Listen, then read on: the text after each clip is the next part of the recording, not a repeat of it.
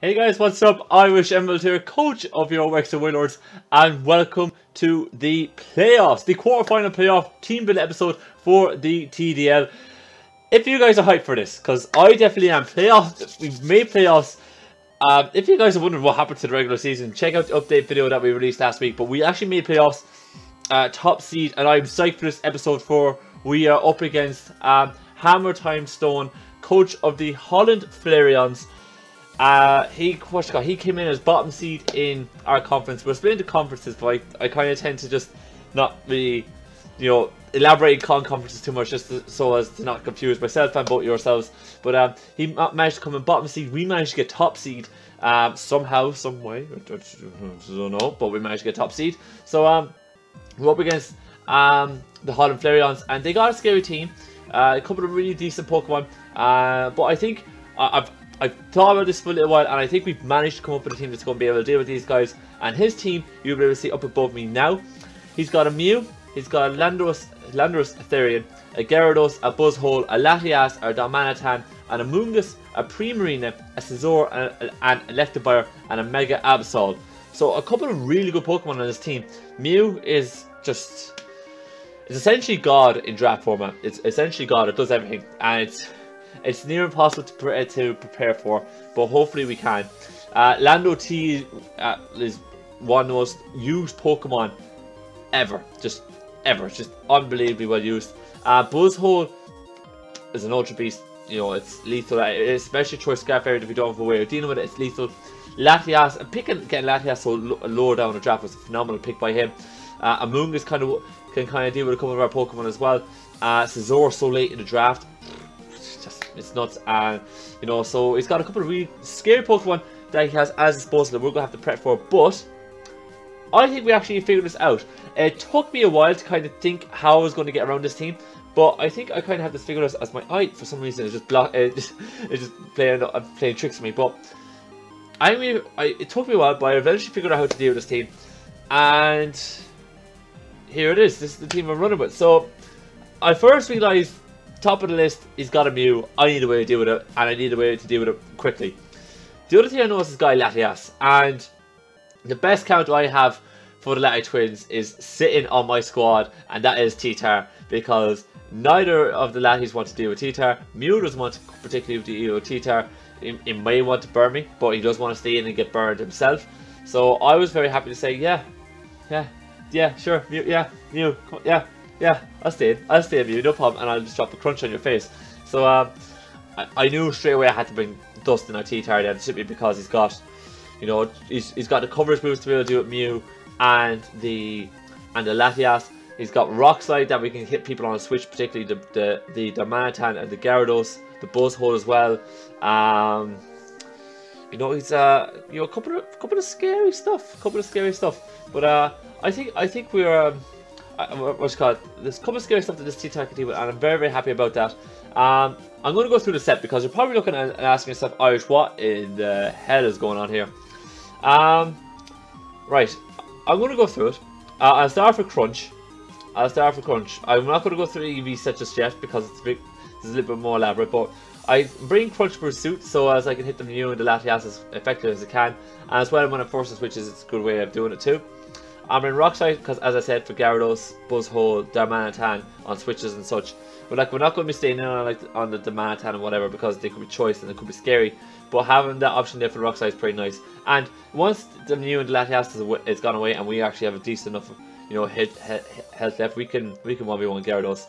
And then I have Ice Beam for the Lando, and I'm only going to be clicking Ice Beam if I predict the Lando coming in on a switch. That's the only time I'm ever going to do it. Because unless we're like at a really nice level of HP, like a really high level of HP, are we going to stay in on a Lando's, on a Lando T's Earthquake? But that's the reason why we have that. We have the coverage moves to deal with a good few of his Pokemon, and we kind of deal with a couple of his main threats very, very nicely with T-Tar. I'm bringing Assault Vest, so Focus Blast from Mew and Latias don't hurt me as much. And as well, I didn't want to be locked into a choice item, because I knew I'm going to need to be able to pick my different moves with T-Tar. So I decided not to bring a choice T-Tar. I know it would have been tempting with the coverage I can use, but I figured no choice T-Tar this week. So I set up in the AV so I can actually sponge a few special hits off the likes of the Primarina and the Among Us a little bit more if it gets to the point I need to actually 1v1 them. Scizor is a bit of an issue with this, but we have other ways to deal with Scizor later on in the team and all that kind of good stuff. Set wise, this is fun. Set wise, we have the we have 220 attack with Adamant Nature, and that much allows us to 2-hit KO fully physically defensive Mew. And the reason why I have that much is because I know Mew is just going to be a problem, and if I went max attack 252 Adamant, it wasn't enough for it to be a 2-hit KO with stealth rock damage, whatever. I know with the burn, and as well with the burn, it was kind of being a bit touch and go as well. If he ends up going for the Will-O-Wisp, he might. There's still a very good chance that he's going to live a second crunch off me even when I'm burned. So if I max attack 252, so I wasn't too keen on that then, especially seeing as how I could just scale back the attack EVs a little bit and actually reallocate some of the EVs elsewhere, which is exactly what we did. I put 12 in speed because he's got one Pokemon base 60 speed. Let me just double check which one it is. I believe it's not Buzzhold, it's the Primarina. Yeah, it's Primarina. He's got the Primarina, which is base 60 speed, and if he brings the what's it called, max HP Primarina, and just decides to speed creep my T-Tar, because he doesn't speed creep anything else really. Like the floor just isn't really sped crept that much on it, and I think he would want bulk on his Primarina more so than actual speed. So I decided I'll put 12 EVs in speed just so we don't get speed crept by the Primarina. I wanted to prevent that because I don't want to be the case where we're 1v1 in the Primarina, but if the odd chance it is, I want to be able to kind of say, right, there is a slight chance we can outspeed and get damage off in this thing, which would be obviously very nice for us. I then have 20 EVs in special attack, and you're probably wondering what's going on there with that, Irish. You're like a negative special attack nature. Why have you got special attack investment? The reason why I have that is because with 20 EVs in special attack, despite the negative nature, we still one-shot the Landorus Therian with Stealth Rocks up on the Flareon side of the field. So Lando T comes in, Stealth Rocks are already up. We predicted go for the Ice Beam, Lando T is down. If he's like a 252 attack, 252 speed variant, if he's got any sort of bulk investment at all, it's not going to kill, but it's going to severely weaken him. And I figured, something, if I could just get enough to be able to just, O-code an offensive variant, that's good enough for me. And anything else other than that, we can actually just really weaken every time we go in. And I was very happy with that. After that, I went to put the rest in HP, but we were landing on an even number, and I like having mine on an odd number, so hazards don't hurt me as much. So I dropped 8 EVs off, so we're down to an odd number, and I put 4 in defense and 4 in special defense, just so as like 1, it gives us an extra little bit of bulk, but 2, I have spare EVs and I might as well just use them. So that's T-Tar. I know it looks insane, we have EVs everywhere, but I think the fact that this T-Tar is built solely for a couple of things means that it's going to put in such fantastic work. I really do. This Assault Fest T-Tar, like, it's going to be insane. It's going to be sponging hits everywhere. We just got to be careful of, like, the superpowers, the brick breaks, the hammer arms, all that kind of good stuff that some of his Pokemon like Buzzhold, Electivire, Scizor can get. Because if we don't, we're going to get bodied by it. And that's the reason why I kind of changed a couple of things later on in the team, because I was struggling with a couple of elements of this team for a while, but I eventually got to it. But that's T-Tar anyways, and very hopeful that this thing's going to work. I'm actually very pleased with this set. After that, I'm bringing Wildfire Charizard Y. I'm bringing Max Speed, Max Special Attack, Timid Nature. That's so we can speed time Mew. That's the reason why, because Mew is insane, but I'm predicting to bring him a more defensive Mew, and if that's the case, then we'll outspeed. Now he may bring a Choice Scarf variant so as to help outspeed, so as to be able to outspeed my Zard, but we'll get around to it if it comes. Set wise, I'm bringing Fire Blast, Solar Beam, Ancient Power, and Dragon Pulse. Fire Blast for sheer damage, Solar Beam for the Primarina, Ancient Power for the Gyarados, Dragon Pulse for the Latias, and Ancient Power hits the Darmanitan super effectively as well. And of course, we still have that chance of getting that boost whenever we go for the HM power. And if we if we get that, I'd be delighted. It's just automatic. It's just a matter of prediction. That's all it is. Just a matter of prediction. Particularly if we know he's going to be choice in some fashion, then we can actually come in on a poorly choice move and we get a free hit. It's really just getting Zard in on free switches, free moves. I think nearly every single time one of our mons is going to go down, or if we can get a slow U-turn off, Zard's going to come in and we're going like, right, we got a free hit here. Let's just click Fire Blast. A lot like what happened in our last regular season match. The one time we brought Zard in, we had a free hit. We had a free Fire Blast on anything, and it's going to it nails things.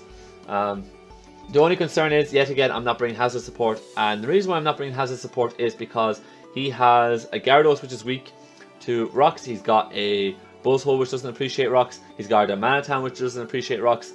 And I have a funny feeling he's going to be bringing some sort of Hazard support, because I think he's going to bring the Buzzhole. I know he's going to be bringing the Manatan and a couple of other things to be able to kind of deal with Jirachi and whatnot. So I have a feeling he's going to bring a couple of these things that are going to be weak to rocks. He might bring the Gyarados as well. So I have a feeling he's going to be bringing Hazard support. He won't make the same mistake as what happened in our last matchup. And he's got Mega Absol there too, I know, which is some form of Hazard support, but I don't rate that as Hazard support, if you get me. So that's going to be the plan with us. There, I do firmly believe he's going to bring Hazard support, and if we just set up our rocks, he's going to have to go for the defog, and we can just bring Zard in, you know, carefully and smartly to actually deal damage out. He's a fantastic wall breaker. I've loved using him this season. He's just been, whenever we've used him, he's put so much pressure on the offensive team. It's been awesome to see. This is where things get a little bit more tricky for me, because I was struggling to figure out what to do. There was a lot of things going on in my head, a lot of ideas, couldn't figure it out, but I knew I wanted to bring Starman or Jirachi this week, and we're going with something a bit strange and a bit different. As I still have a ton of investment of EVs here. I don't know why that is the case, but I do know I want that, like so. But this is what we got.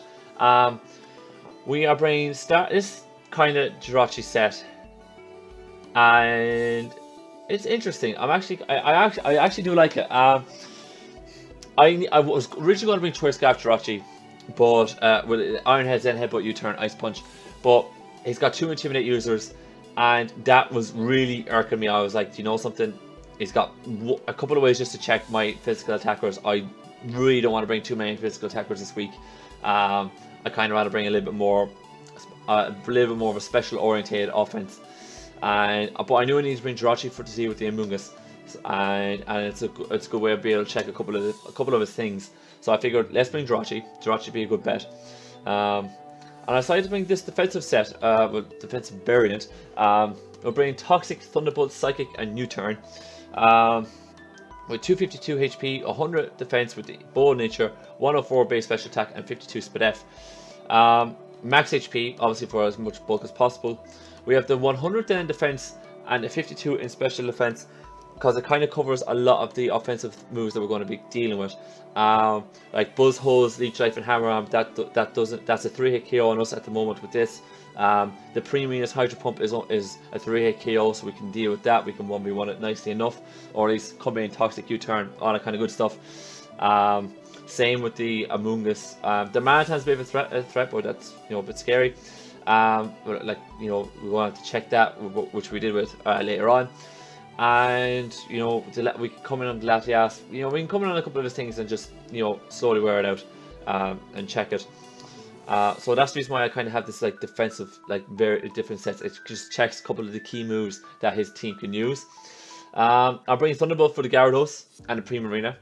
I was originally, after I decided I wasn't going to go Choice Scarf and was going more defensive set, I was going to go Electrium Z to be able to nail the Primarina, but it wasn't a big deal for me to be able to bring it, because it just like Primarina doesn't have any way of actually regaining health, so and Thunderbolt was a 2-shot with this a special attack investment, so I was like, let's just stick to the plan and bring Thunderbolt. No point bringing Electrium Z then, and Gyarados gets 2-shot as well, and it's 1 shot after Rock, so I was like, happy days.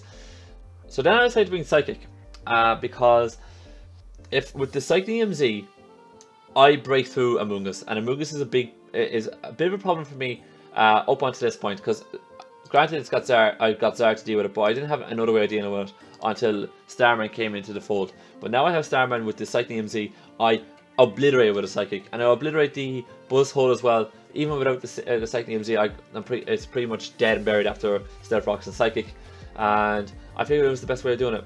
I don't know if I said it, but also Toxic allows me to 1v1 the Mewtwo. I can just come in, oh not the Mewtwo, the Mew, so I can come in and Mew Toxic, and that thing kind of neutered a little bit.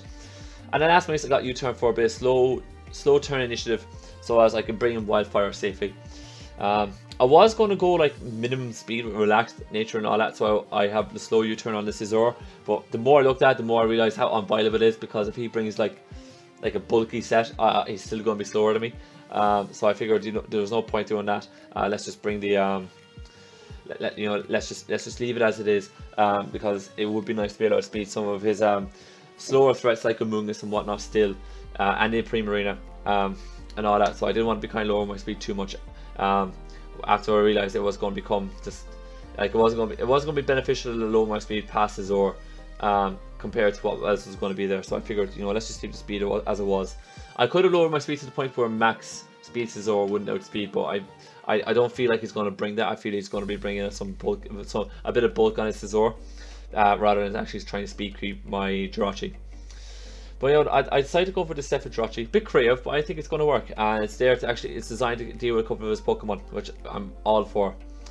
After that, I'm bringing Fabled Florges, and again, you probably see a bit of creativity on the EV set, but again, they're all there for good reason.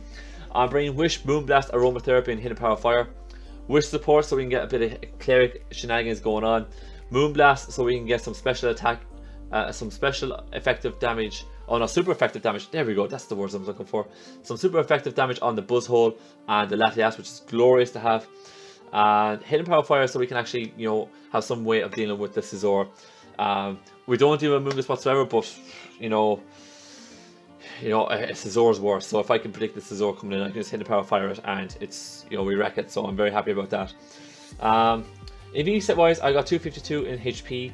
I have the 100 in defense, so as Size Shock doesn't hurt as much from the Latias, and a couple of the offensive moves from the Buzzhole and the Gyarados and such don't hurt us as much either.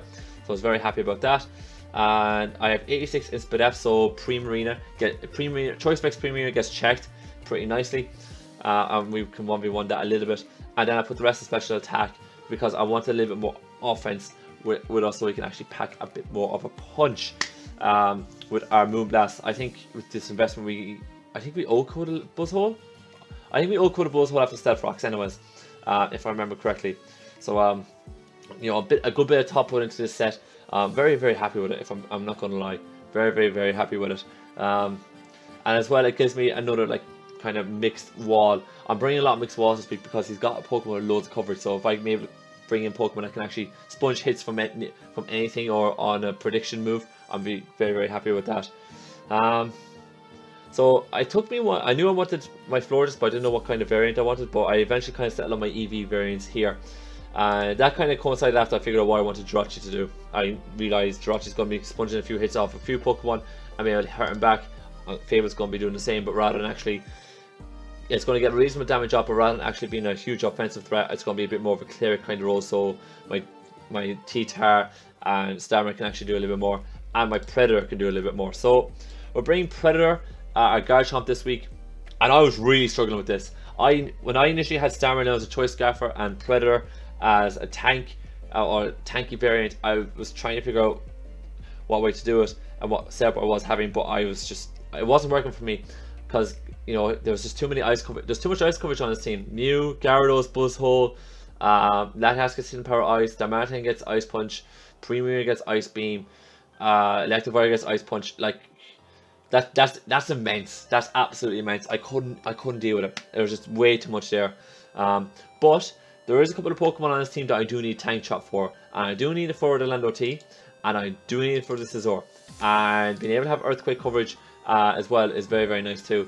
So I figured I do want Tank Chop, and I do want to check a couple of things, but by no means is this going to be my number one check to the few Pokemon that I have that can actually have ice coverage.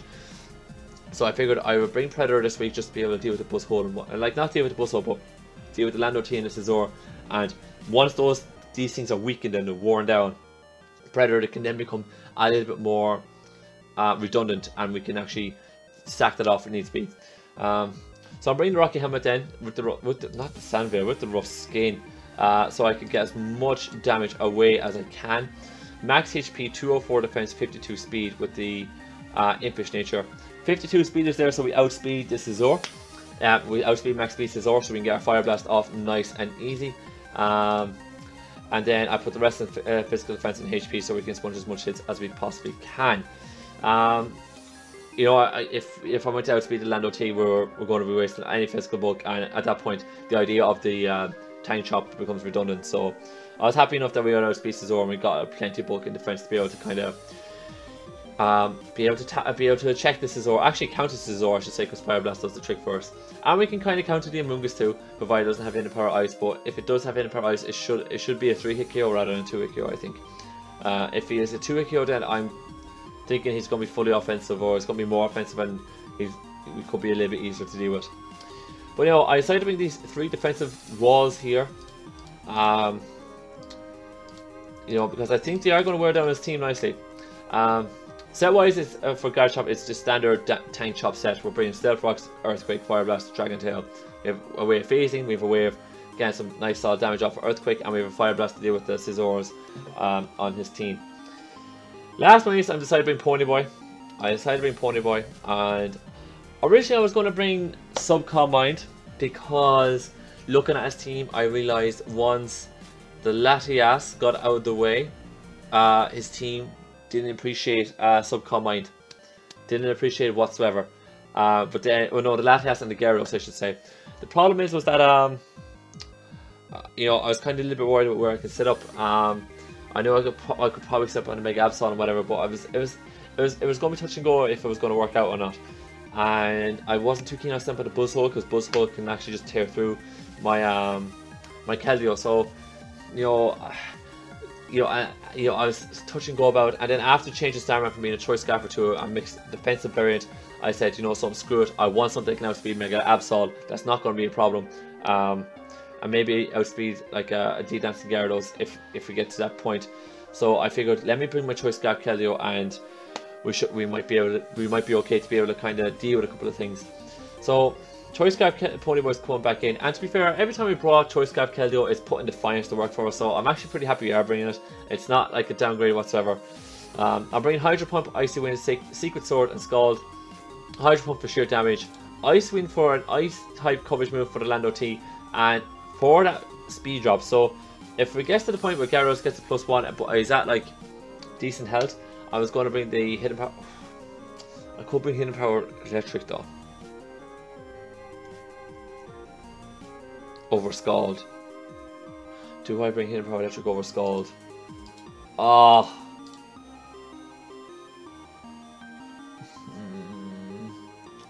Let me see. You know, I might just do it. Oh, you Flying EMZ. The Hidden Power Electric does have to chance. It's a guaranteed Oko after Stealth Rocks. Oh man. It is tempting, isn't it?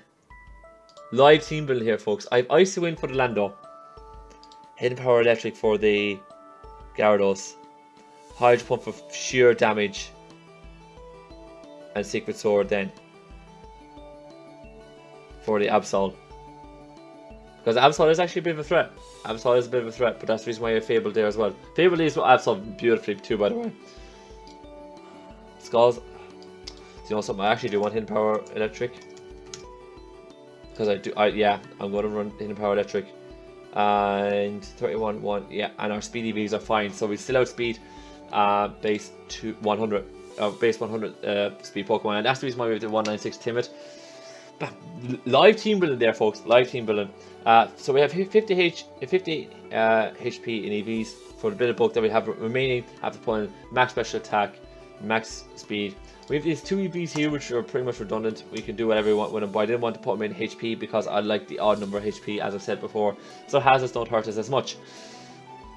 And that's the team. Keldeo deals with Darmanitan, Mega Absol, Gyarados now, which is lovely. Lando T, beautifully. You know, so a couple of nice Pokemon too. Plus the fact we have a choice counters, you know, kind of stops a few of his choice mons like that could be choice, like Lando T, Gyarados, Buzzwole, from setting up like actually coming in and sweeping. So if we can come in with Keldeo, we can just say, yep, Hydro Pump, you're gone, bye bye.